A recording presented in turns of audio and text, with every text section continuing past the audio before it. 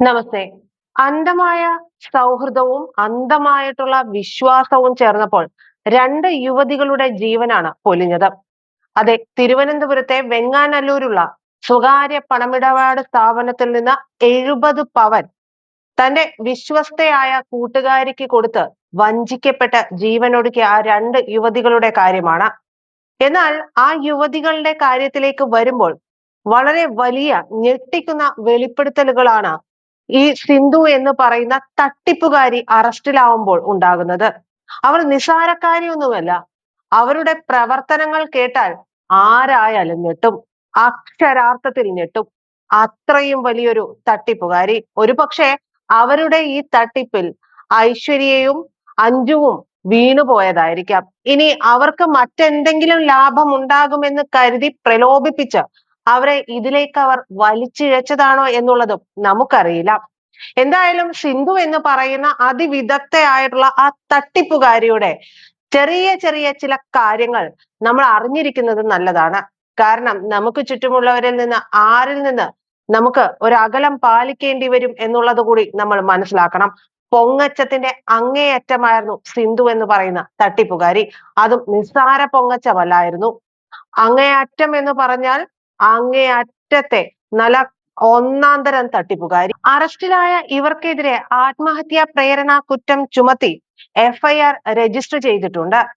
Police ഇവരെ കുറിച്ച് അന്വേഷിച്ചപ്പോഴുണ്ടായിട്ടുള്ള കാര്യങ്ങളൊന്നും നമുക്ക് വിശ്വസിക്കാൻ കഴിയാത്തതാണ്. കാരണം ഇവരുടെ മക്കൾ അമേരിക്കയിലാണ് എന്നുള്ളതാണ് പ്രാഥമികമായി പുറത്തു വരുന്ന വിവരം. അമേരിക്കയിൽ നിന്ന് ആരും അറിയാതെ പതുങ്ങി ഒളിച്ചും പാത്തും പറന്നിറങ്ങിയതാണ് ഇവിടേക്ക്. ആ പറന്നിറങ്ങിയത് നേരെ പോലീസിന്റെ വലയിലേക്കായിരുന്നു എന്ന് മാത്രം. ഈ തട്ടിപ്പുകാരിയുടെ പ്രധാനപ്പെട്ട കാര്യം എന്ന് പറയുന്നത്, പ്രധാനപ്പെട്ട പ്രവൃത്തി എന്ന് പറയുന്നത് ആഡംബര കഥകളും VIP പത്രാസും ഒക്കെ കാണിച്ച് മറ്റുള്ളവരുടെ മുമ്പിൽ ഞെളിഞ്ഞിങ്ങനെ നടക്കുക എന്നുള്ളതാണ്. അതിനു വേണ്ടുന്ന തിരക്കഥകളൊക്കെ ഇവരുടെ കയ്യിൽ വളരെ ഭദ്രമായിട്ടുണ്ടാകും. അങ്ങനെ ആ തിരക്കഥകളിലൂടെയാണ് ഇവർ പലരുമായിട്ടും അടുപ്പം സ്ഥാപിച്ചിരുന്നത്. സമൂഹത്തിലുള്ള ഉയർന്ന സ്വാധീനവും കുടുംബാംഗങ്ങളുടെയൊക്കെ വലുപ്പവും ഒക്കെ കാണിക്കുമ്പോൾ പലരും ഈ ഒരു എന്താ പറയാ സൗഹൃദ കെണിയിൽ വീണു പോയിട്ടുണ്ട് എന്നാണ് മനസ്സിലാക്കാൻ കഴിയുന്നത്. നിസ്സാര കള്ളമൊന്നുമല്ല പറഞ്ഞിട്ടുള്ളത്. മകൻ രാഷ്ട്രപതിയുടെ പൈലറ്റ് ആണ് എന്നും ഭർത്താവ് വിരമിച്ച സൈനിക ഉദ്യോഗസ്ഥനാണ് എന്നും മകൾ അമേരിക്കയിലാണ് എന്നും ഒക്കെയാണ് ഇവർ പറഞ്ഞിരുന്നത്. ഇതൊക്കെ കേട്ടാൽ ആരായാലും ആ സൗഹൃദത്തിലേക്കൊന്ന് വീണു പോവുക തന്നെ ചെയ്യും. അതിവിദഗ്ധമായി പറഞ്ഞുണ്ടാക്കുന്ന ഈ കഥകളിലേക്ക് ഇരകളെ വീഴ്ത്താനായിട്ട് ഇവർക്ക് നല്ല പ്രാഗൽഭ്യമായിരുന്നു എന്നാണ് നമുക്ക് ഈ സംഭവത്തിൽ നിന്ന് മനസ്സിലാകുന്നത്. ഇത്രയും വലിയ കാര്യങ്ങളൊക്കെ പറഞ്ഞുകൊണ്ട് വലിയ വലിയ തട്ടിപ്പുകളാണ് ഇവരിൽ നിന്ന് ഉണ്ടായിട്ടുള്ളത് എന്നുള്ളതാണ് മനസ്സിലാക്കുന്നത്. ഒരുപക്ഷെ മുന്നോട്ട് പോകുന്തോറും ഇവർക്കെതിരെയുള്ള പരാതികൾ കൂടി വരാനുള്ള സാധ്യതകൾ ഏറെയാണ്. ഈ യുവതികളിൽ നിന്ന് സ്വർണം കൈക്കലാക്കിയ ശേഷം ഇവർ നേരെ വെച്ചുപിടിച്ചത് അമേരിക്കയിലേക്കാണ്.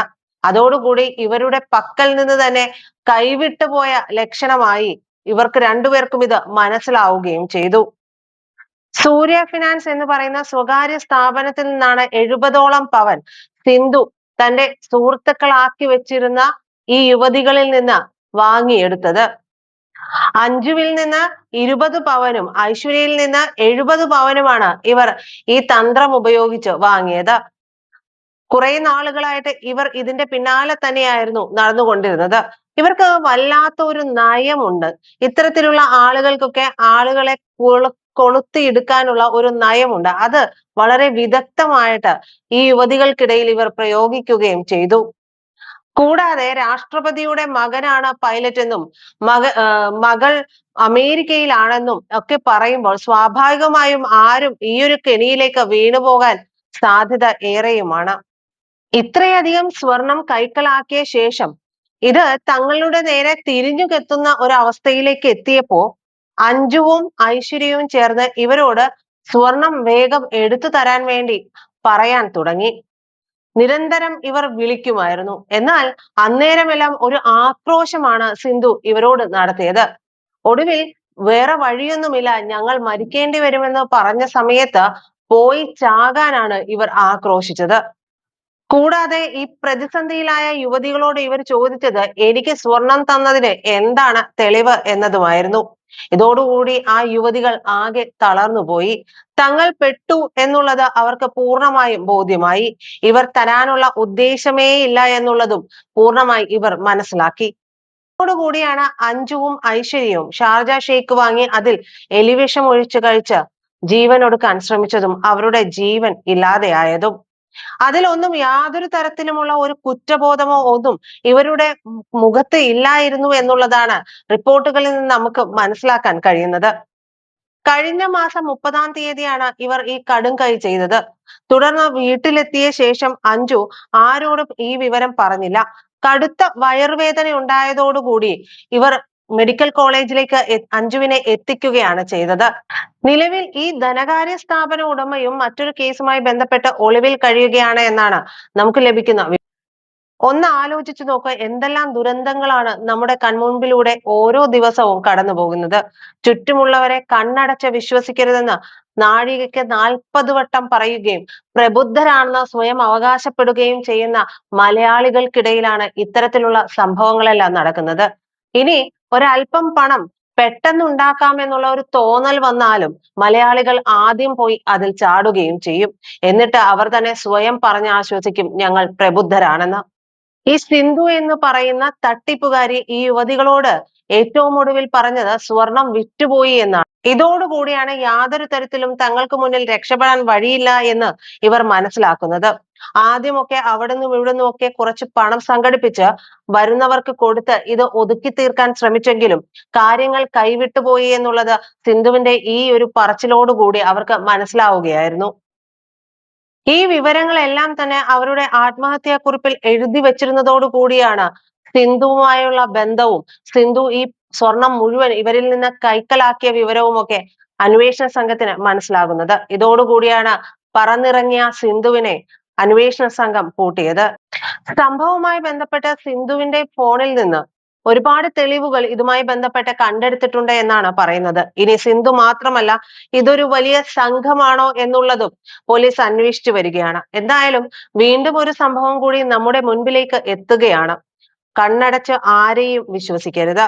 ആരെല്ലാം എന്തെല്ലാം പത്രാസ്, അതും വ്യാജ പത്രാസുകൾ പോലും കാണിച്ചാണ് മനുഷ്യനെ കബളിപ്പിക്കുന്നത് എന്നതൊക്കെ ഇത്തരത്തിലുള്ള വാർത്തകൾ നമ്മുടെ കൺമുൻപിലൂടെ പാഞ്ഞു പോകുമ്പോൾ നമ്മുടെ മനസ്സിലൊന്ന് ഹുക്ക് ചെയ്തു വെക്കണം.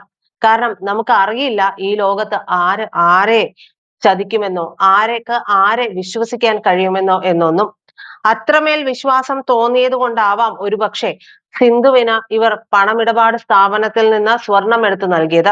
പണമിടപാട് സ്ഥാപനത്തിൽ നിന്ന് തന്റേതല്ലാത്ത സ്വർണമെടുത്ത് സിന്ധുവിന് ഇവർ നൽകേണ്ടി വന്നതിന്റെ ഉദ്ദേശം എന്താണെന്നും അതിന്റെ പിന്നാമ്പുറം കഥകൾ എന്താണ് എന്നുള്ളതൊന്നും നമുക്ക് എന്തായാലും ഇതുവരെ പുറത്തു വന്നിട്ടില്ല. പക്ഷേ ഇത്തരം കാര്യങ്ങൾ ചെയ്യുമ്പോൾ അങ്ങനെ ചെയ്യാൻ പാടില്ല എന്നുള്ള ഒരു സാമാന്യ ബോധം കൂടി നമ്മൾ ഓരോരുത്തർക്കും ഉണ്ടാകേണ്ടതുണ്ട്.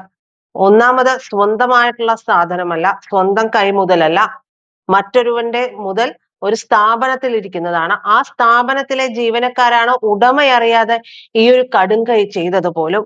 അതിനു പിന്നിൽ സിന്ധു ഇവരെ മറ്റെന്തെങ്കിലും പറഞ്ഞ് പ്രലോഭിപ്പിച്ചിരുന്നു എന്നുള്ളത് പോലും അറിയില്ല. ചിലപ്പോൾ നിശ്ചിത സമയത്തിനുള്ളിലൊക്കെ വലിയ ലാഭം കിട്ടുമെന്നും തിരിച്ചു തരുമ്പോൾ അവർക്ക് എന്തെങ്കിലും പങ്ക് തരാമെന്നൊക്കെ പറഞ്ഞിരുന്നു എന്നുള്ളത് പോലും നമുക്കറിയില്ല. അങ്ങനെ സാധാരണക്കാരികളായ ഈ യുവതികളുടെ ജീവനെടുത്ത സിന്ധു ഇപ്പോ ഏതായാലും അറസ്റ്റിലാണ്. പക്ഷേ നമ്മൾ എപ്പോഴും ശ്രദ്ധിക്കേണ്ട ഒരു വിഷയമുണ്ട്. എല്ലാവരെയും കണ്ണടച്ച് വിശ്വസിക്കരുത്. പ്രിയപ്പെട്ട പ്രേക്ഷകരെ, നിങ്ങൾക്ക് ഈ വീഡിയോ ഇഷ്ടമായെങ്കിൽ ചാനൽ സബ്സ്ക്രൈബ് ചെയ്യാനും ലൈക്ക് ചെയ്യാനും ഷെയർ ചെയ്യാനും കമന്റ് ചെയ്യാനും മറക്കരുത്.